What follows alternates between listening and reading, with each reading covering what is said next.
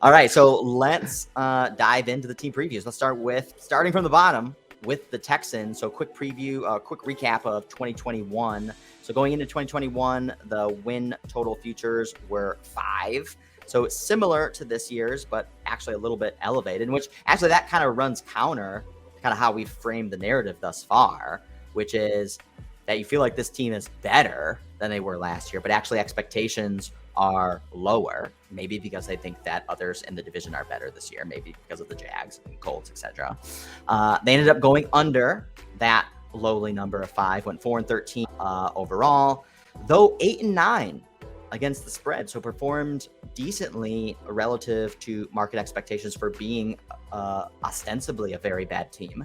A 100-unit better betting on the spread and money line on every single game. Lost about $250, which actually isn't bad for a team that went 4-13 if you're betting the Texans every single week. It's a good reminder of being profitable as a bettor is about understanding expectations and betting on that, not just betting the good teams for the bet. Yeah, exactly. And timing as well. Yeah. When are you kind of betting against these teams? So we can see that they started off kind of was always waffling. We're kind of looking at the power ranking volatility here on the screen.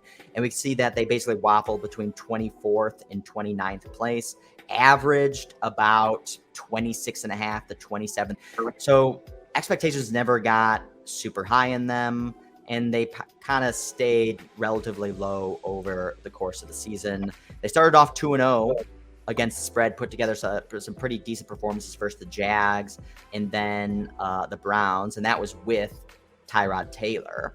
And then he got hurt, and then in came Davis Mills. Certainly struggled to start, but then put in some admirable performances. I know, Monty, you were saying that maybe you're a little bit higher on Davis Mills and you think kind of the way the market is positioned right now. I mean, I think you could argue that there was, I want to say maybe a 2 or 3-ish game period, maybe even 4-game period, where he was the best of the rookie quarterbacks playing. Like the team around him, obviously, is the Texans overall are devoid of talent, so they didn't win a lot of those games.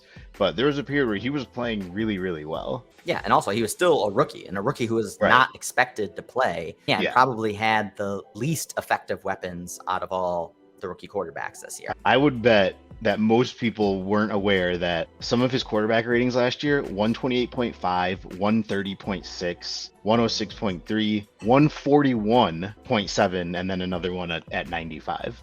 So he had several very efficient to good games. It's just they're playing teams much better than they are. From an EPA perspective, Mills, again, played very well versus the Patriots in week 5, and then closed the season again with some good numbers, especially for a rookie versus the Jags, Chargers, closing again versus the Titans, and covering in all those games. In fact, the Texans covered, 3 out of the last 4 games, and by 20, 25, and over a touchdown.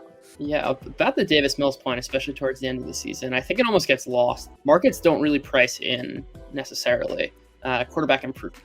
And something we kind of know is that quarterbacks are going to get better towards the end of their rookie season or in year 2. And the market's kind of pricing in Davis Mills as he was last year. And he wasn't good. Granted, given the context and given that he was a rookie, he probably outperformed expectations. But he wasn't that good relative to the rest of the quarterbacks in the league. Mm-hmm. But I think it's safe to say he's going to be a little bit better. Quarterbacks get better in their second year. And the market is not really pricing that in, even though we see towards the end of last year some real market improvement. Looking at the time-weighted average margin. So again, this is a team that won 4 games, but on average, they were winning in 6 games. So of course, we know that they opened the season, crushed the Jags.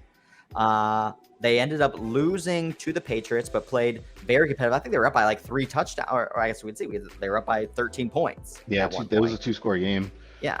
On average, they were winning that game by almost a touchdown.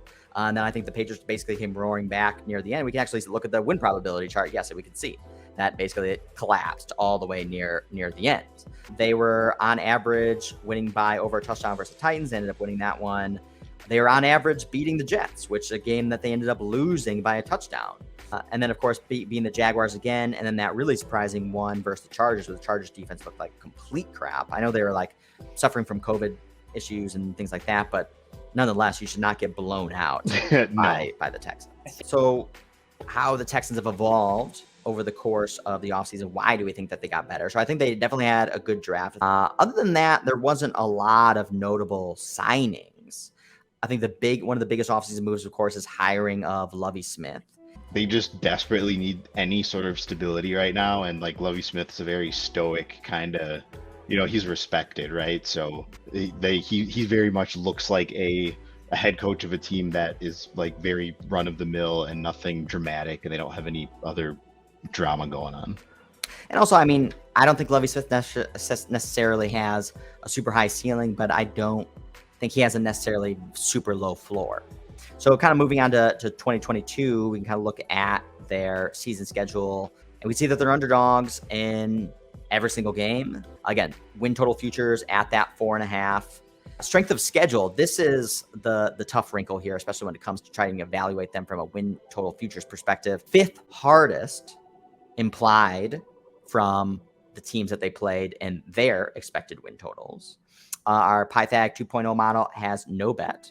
Net rest, negative 10 days, mean spread, almost a full touchdown at 6 points. I think the Texans are going to be an awesome team to bet on this year. If the Texans are going to go over the 4.5, they're going to have to do it on like the front half of the season, first 10 weeks, because man, that's a tough close. So you got Cowboys, Chiefs away at Tennessee, and then closing away at the Colts. Yeah, closing the season with 3 divisional games. I actually don't know how common that is in the schedules this year, but that seems. I mean, we don't expect them to be playing for playoff position, but that's going to get really interesting in a lot of divisions where teams are going to have multiple playoff teams.